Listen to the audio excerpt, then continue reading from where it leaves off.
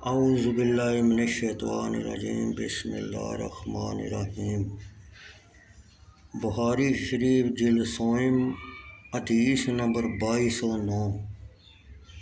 یحییٰ بن سعید قطان نے ابن جریج عبد المالک بن عبدالعزیز سے روایت کی،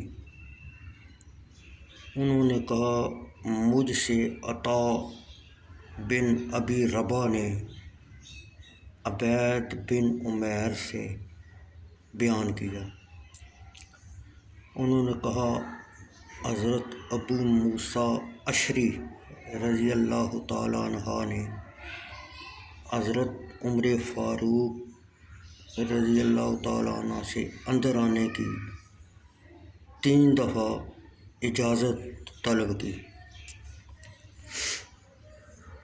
گویا کہ انہوں نے حضرت عمر فاروق رضی اللہ تعالیٰ عنہ کو کسی کام میں مشغول پایا اور واپس چلے گئے۔ حضرت عمر فاروق رضی اللہ تعالیٰ عنہ نے فرمایا کہ میں نے حضرت عبداللہ بن قیس ابو موسیٰ اشعری رضی اللہ تعالیٰ عنہ کی آواز نہیں سنی،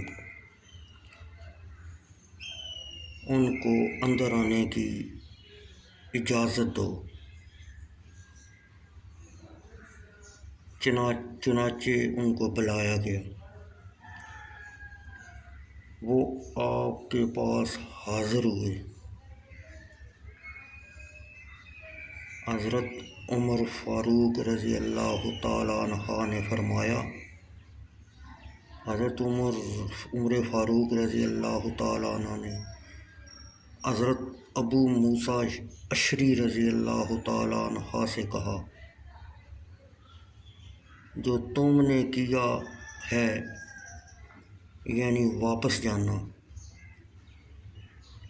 اس پر تم کو کس چیز نے برانگیختہ کیا؟ حضرت ابو موسیٰ اشعری رضی اللہ تعالیٰ عنہ نے جواب دیا، ہم اس کا یعنی جب ہم 3 دفعہ اجازت طلب کریں اور ہمیں اجازت نہ دی جائے تو واپس جانے کا حکم دیے گئے ہیں۔ حضرت عمر فاروق رضی اللہ تعالیٰ عنہ نے فرمایا، اس پر گواہ لاؤ، میں تمہارے ساتھ ایسا کروں گا۔ حضرت ابو موسیٰ اشعری رضی اللہ تعالیٰ عنہ انصار کے ایک مجلس میں گئے اور ان سے اس کے متعلق دریافت کیا۔ انہوں نے کہا مراد ابی بن کعب اور ان کے ساتھی ہیں، ہمارے چھوٹے بھی تمہارے لیے اس کی گواہی دیں گے۔ حضرت ابو سعد خدری رضی اللہ تعالیٰ عنہ کھڑے ہوئے اور وہ لوگوں میں سے چھوٹے تھے۔ حضرت عمر فاروق رضی اللہ تعالیٰ عنہ سے کہا، ہم اس کا حکم دیں گے۔ حضرت عمر فاروق رضی اللہ تعالیٰ عنہ نے فرمایا، نبی اکرم صلی اللہ علیہ وسلم کا یہ حکم مجھ پر مخفی رہا، مجھے میں بازار میں تجارت نے مشہور رکھا تھا۔